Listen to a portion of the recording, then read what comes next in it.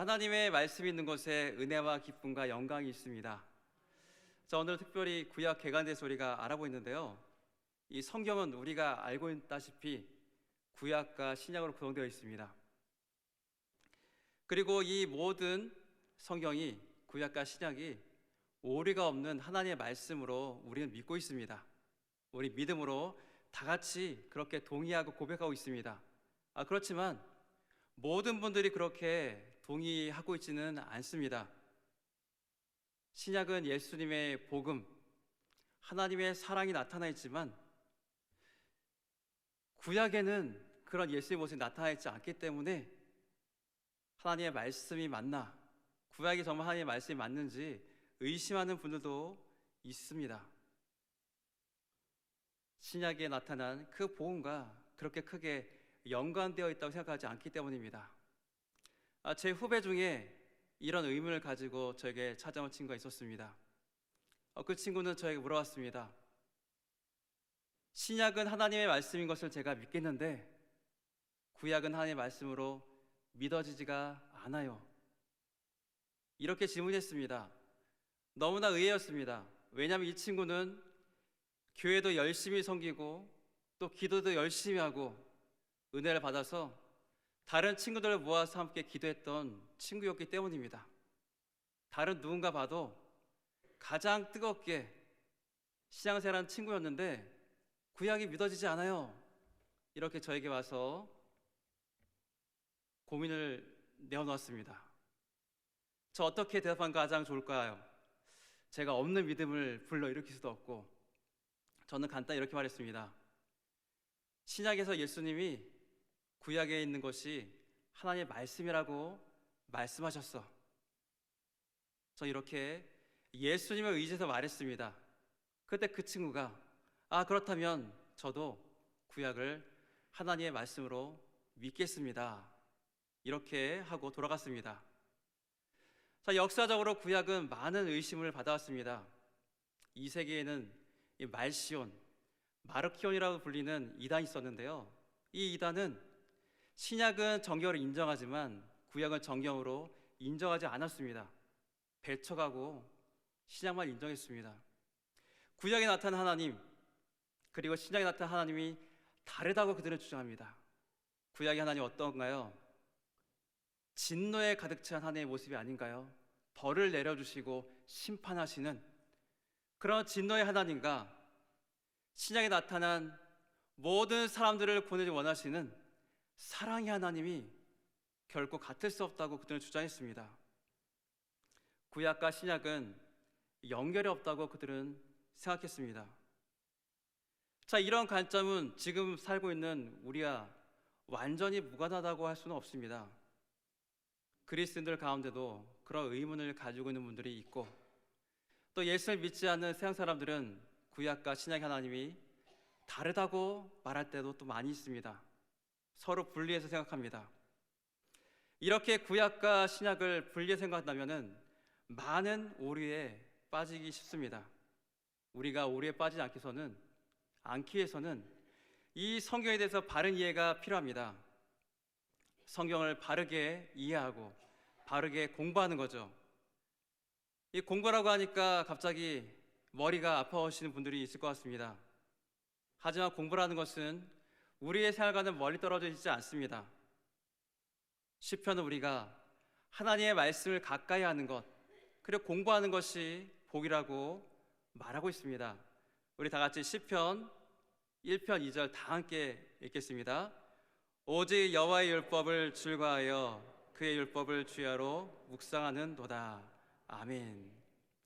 하나님의 말씀이 무엇인가? 하나님의 뜻이 무엇인가? 주야로 묵상하고 그리고 그 뜻이 나에게 어떤 영향이 있는지 나와 무슨 관계가 있는지 곰곰이 생각하는 것. 자, 이것이 바로 묵상입니다. 자, 이 묵상을 우리가 체계적으로 좀만 더 하면은 이것이 바로 공부입니다.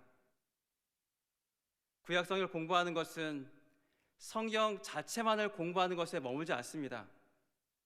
성경에 기초한 그 신학도 우리는 같이 공부하게 됩니다.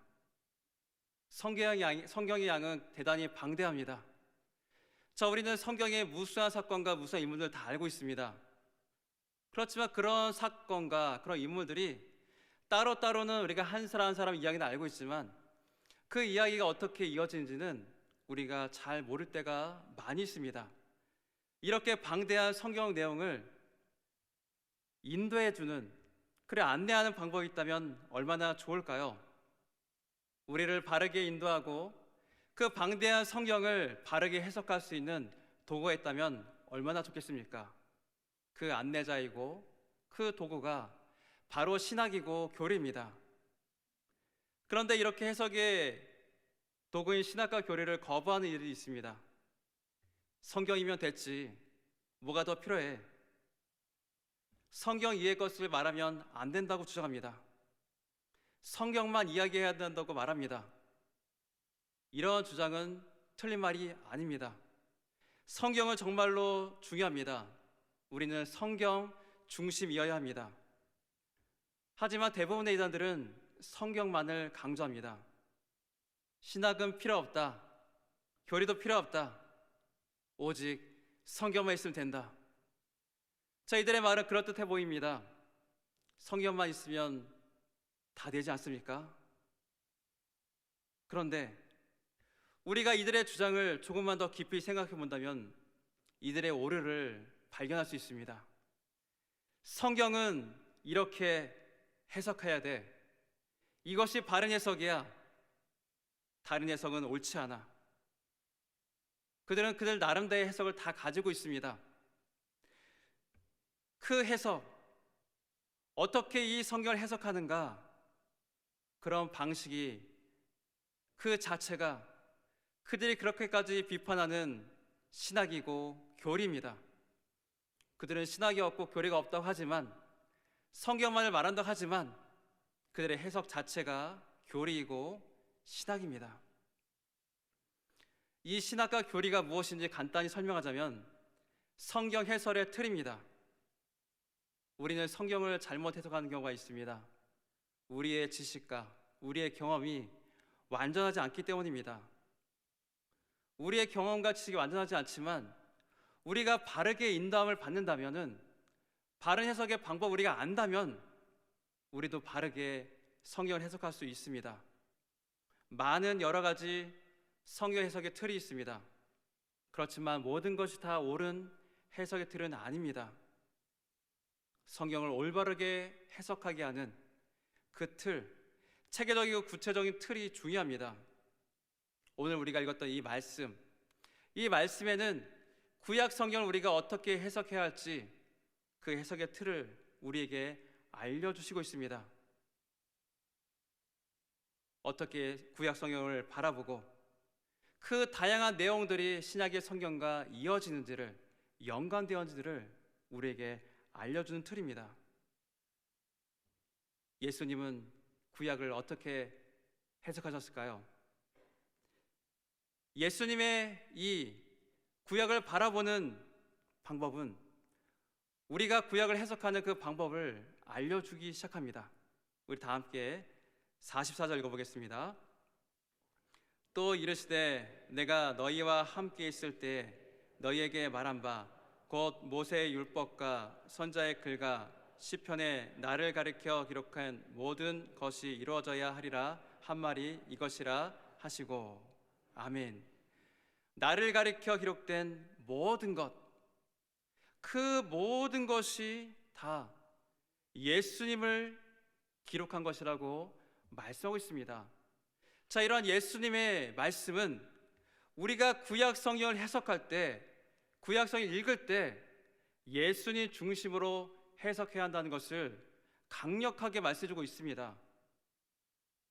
우리가 구약을 해석할 때 예수님의 중심으로 해석하지 않는다면 우리는 진정으로 구약을 올바르게 해석할 수 없다는 말입니다.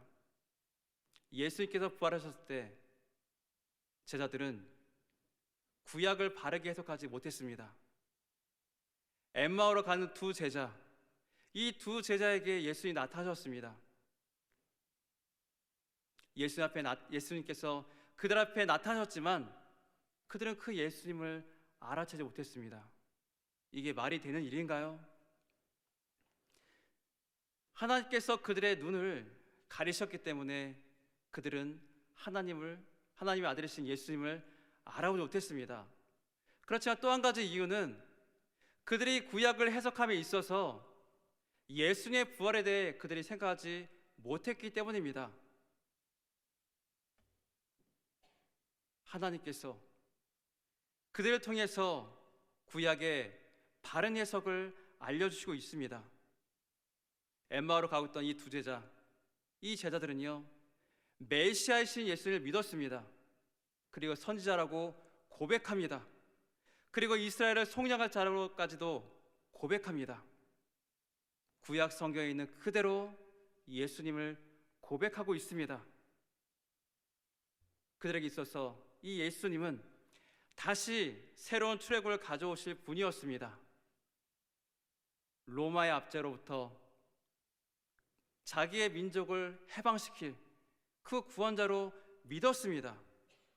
자, 이들이 생각하는 메시아, 이들이 해석하는 성경의 구약성의 메시아는 결코 이러한 영광스러운 일, 다시금 모든 압제를 해방시키기 전까지는 결코 죽어서는 안 되었습니다.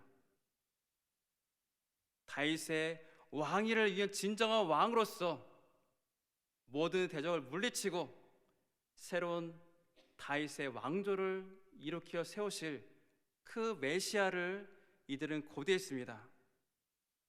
예수님은 이들의 말과 그들의 생각을 아시고 그들이 미련하다고 말씀하셨습니다. 왜냐하면 구약에는 메시아가 고난을 받아야 영광에 들어갈 것을 말하는 구절이 많이 있기 때문입니다. 영광에 이르기 전에 고난이 있습니다. 우리 이사야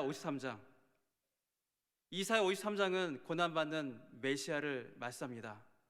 우리 53장 5절 6절 다 함께 읽어보겠습니다. 그가 찔림은 우리의 허물 때문이요 그가 상함은 우리의 죄악 때문이라. 그가 징계를 받음으로 우리는 평화를 누리고 그가 채찍에 맞음으로 우리는 나음을 받았도다. 우리는 다 양 같아서 그릇 행하여 각기 제 길로 갔거늘 여호와께서는 우리 모두의 죄악을 그에게 담당시키셨도다. 아멘. 자, 이 말씀과 같이 우리 주님의 영광은 오직 고난과 그 죽음 이후에 온다는 것을 알 수 있습니다. 근데 제자들은 어떻죠? 이 고난과 죽음을 생각하지 못합니다. 그들의 생각은, 그들의 성경 해석은 이 땅에 머물러 있습니다. 우리 주님이 가지시는 이 영광은 이 땅에서 온전히 이루어진 것이 아닙니다. 바로 저 천국, 죽음 이후에 그 영광은 완전히 이루어진 겁니다. 예수님은 그 미련해 보이는 그 제자들에게 성경 말씀을 가르쳐 주셨습니다. 그리고 그들의 마음이 뜨거워졌습니다. 그리고 예수님을 축사하실 때 바로 그때 그들은 그 앞에 서 있는 그 예수님을 알아보았습니다. 자, 이렇게 구약 성경을 하나님으로 중심으로 예수의 중심으로 해석하고 성령님께서 그 눈을 열어주시자 바로 그들이 그 앞에 있는 예수님을 알아본 겁니다. 자, 우리도 진정으로 우리 예수님을 알기를 원한다면, 진정으로 구약 성경을 바르게 해석하기를 원한다면 예수님을 통해서 그 구약을 우리가 바라봐야 됩니다. 해석해야 합니다. 바로 예수의 중심으로 구약에 있는 모든 말씀을 다 해석해야 합니다. 자, 우리가 영상에서 본 것 같이 구약의 성경의 구조는 예수님을 바라보게 합니다. 자, 구약 성경은 39권으로 되어 있습니다. 그런데 히브리인들이 구분하는 것과 지금 우리가 구분한 것과는 약간 차이가 있죠. 히브리인들은 율법서 그리고 예언서, 성문서로 구분했습니다. 자, 우리는 어떤가요? 역사서, 시가서, 선지서로 구분합니다. 자, 이렇게 구분하는 법은 약간 차이가 있지만 추구하는 바는 동일합니다. 바로 앞으로 일어날 일들을 기대한다는 거죠. 히브리 성경은 창세기로 시작해서 역대기로 끝납니다. 아담으로부터 시작해서 포로 귀환 이후까지 이야기를 담고 있습니다. 그런데 거기서 이야기는 끝나지 않고 뭔가 새로운 일을 하시지 않을까, 그런 기대감을 우리에게 줍니다. 저도 맨 처음에 구약성 읽었을 때 의문이 있었습니다. 하나님께서 영광스럽게 이스라엘을 다시 회복시켜 주신다고 약속하셨는데 여기서 끝인가? 뭔가 더 찬란한 일들이 있어야 되지 않을까? 이런 기대감이 우리에게 찾아옵니다. 자, 우리가 가지고 있는 성경, 가장 마지막 구약 성경이 무엇인지 아십니까? 맞습니다. 말라기입니다. 자, 그 말라기도요, 앞으로 하나님께서 행하실 그 일을 고대하고 있습니다. 자, 말라기 4장 5절 6절 말씀 우리 다 함께 읽겠습니다. 보라, 여호와의 크고 두려운 날이 이르기 전에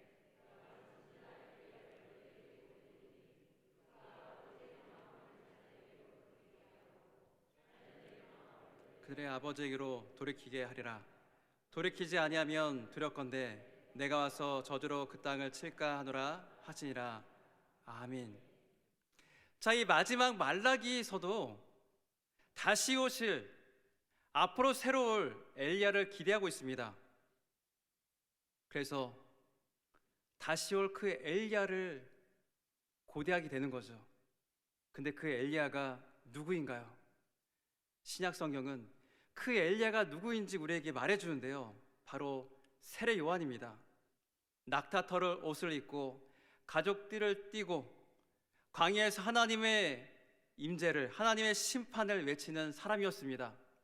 주님이 오실 길을 예비하는 바로 그 사람이었습니다. 예수님을 고대하고 예수님의 길을 예비하는 그 사람, 성경 말씀 그대로, 구약 성경 그 말씀 그대로, 고대한 것 그대로 신약에서 이루어졌습니다. 자, 이렇게 구약은 오직 한 분, 바로 예수 그리스도를 바라보게 하십니다. 구약의 모든 부분이 우리가 읽었던 모세오경, 역사서, 시가서, 그리고 선지서, 그 모든 성경이 다 우리 주 예수님을 향하고 우리 예수님에 대해서 쓰고 있습니다. 그래서 우리도 성경 말씀 읽을 때 그 가운데 예수님 우리가 발견해야 합니다. 구약 성경에 나왔던 모든 질문, 구약 성경에서 그토록 바라는 그 사람, 그 모든 답은 바로 예수 그리스도, 그분의 인격과 사역을 통해서 나타나 있습니다. 이 모든 것이 바로 신약 성경에 나타나 있습니다. 자, 우리가 영상을 통해서 한번 봤는데요, 다시 한번 우리가 한번 보겠습니다. 첫째, 예수님은 새 아담이십니다. 첫째 아담은 죄를 지었습니다. 그렇지만 이 새 아담이신 예수님은 우리의 모든 죄를 다 용서해 주시고 새로운 인류의 머리가 되셨습니다. 그리고 예수님은 아브라함의 참 후손이십니다. 바로 아브라함에게 약속해 줬던 그 후손, 그 후손 중에 바로 이 예수님이 오신 겁니다. 마태복음 1장을 보면요, 예수의 족보가 나오는데요, 아담으로 시작하지 않습니다. 바로 아브라함으로부터 시작합니다. 바로 이 예수가 구약에서 말한 참 아브라함의 후손이라는 것을 알려주시기 위해서입니다. 그리고 예수님은 참 이스라엘이시라고 우리에게 또한 말씀해주고 있습니다. 이스라엘 역사가 바로 예수님의 삶을 통해서 나타나 있다는 거죠. 자, 한번 화면 보여주시겠습니까? 자, 이스라엘 역사하고 예수의 삶이 비교되고 있는데요, 자, 이스라엘이 출애굽을 했습니다. 이와 똑같이 예수님도 애굽에 있다가 애굽에 다시 나오셨습니다. 그리고 홍해를 이스라엘 건넜죠. 바로 예수님도 요단강에서 세례를 받았습니다. 그리고 이스라엘은 40년 동안 강야 사역을 했습니다. 예수님도 40일 동안 강야에서 시험을 받으셨습니다. 자, 이렇게 신약에서는 구약에서의 그 이스라엘의 모습을 바로 예수님의 생애를 통해서 보여주고 있습니다. 그래서 예수님은 구약에서 말한 또한 새 이스라엘이십니다. 그리고 예수님은 다윗의 왕위를 이루신 진정한 왕이십니다. 자, 이렇게 예수님은 새 아담이시고 새 이스라엘이시고 새 다윗입니다. 하나님이 다윗에게 약속하신 영원한 보좌, 그 보좌가 바로 다윗의 가장 위대한 자손인 예수를 통해서 이루어졌습니다. 자, 우리는 이런 사건들을 구약을 읽으면서도 봐야 됩니다. 우리가 알고 있던 그 복음의 내용이 바로 우리 예수 그리스도의 그 내용이 구약 성경 그 가운데 이루어져 있다는 것을 이미 예언했던 사실을 우리가 보면서 그 가운데 하나의 놀라우신 그 복음이 구약에도 있다는 것을 우리가 알아야 합니다. 자, 이렇게 구약의 핵심은 바로 예수 그리스도입니다. 구약은 우리의 구주가 되신 예수 그리스도를 생생하게 우리에게 증언하고 있습니다. 그분의 고난, 그분의 영광, 그분의 죽음, 그분의 부활, 이 모든 사건들이 구약의 성경의 메시지에 담겨져 있습니다.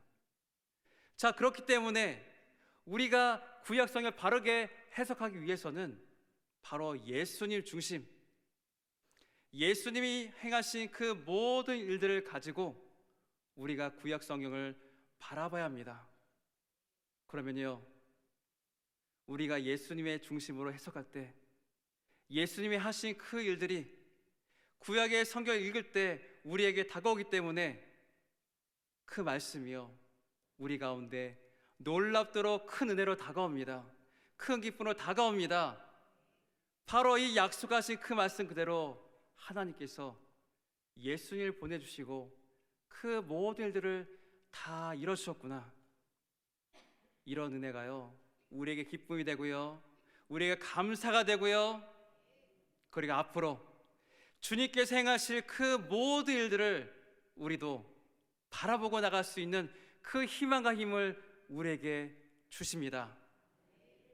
사랑하는 성도 여러분, 구약의 모든 성경은 예수님을 바라보게 하고 있습니다. 예수님을 중심으로 그 구약을 우리가 바라보고 해석할 때 우리 진정으로 그 구약을 통해서 하시는 예수님의 하나님의 그 말씀을 우리가 볼 수 있고 이해할 수 있습니다. 그리고 그 가운데 예수님의 그 은혜를 발견하고 우린 더욱더 큰 은혜를 가지고 그 놀라운 그 은혜와 사랑 가운데 날마다 아름다운 교제를 우리 하나님과 할 수 있습니다. 이런 사실이, 이런 은혜와 감동이 바로 우리를 바꾸시고 우리를 변화시키시고 하나님의 사람으로 살아가게 합니다. 더 나아가 우리가 성경을 읽는 것, 우리 예수님 중심으로 성경을 읽는 것 이 자체가 우리의 예배가 되고, 그리고 이것이 바로 하나님께 영광 돌리는, 영화롭게 하는 기쁨의 삶이 됩니다. 우리는 성경을 읽는 그 자체로도 하나님께 예배드리고 하나님께 영광 돌릴 수 있습니다.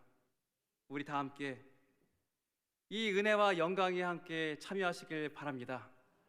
자, 우리가 리딩 저스 계속해서 나갈 텐데요, 또 우리가 예수를 중심으로 앞으로 각 건을 보면서 어떤 은혜가, 어떤 하나님의 약속이, 그리고 어떤 하나님의 예비하심이 있는지 여러분이 더욱더 깊이 알아가시길 바랍니다. 그리고 그 은혜 감사하며 더욱더 함께 영광 돌리는 여러분의 삶이 되길 주님의 이름으로 간절히 축원드립니다.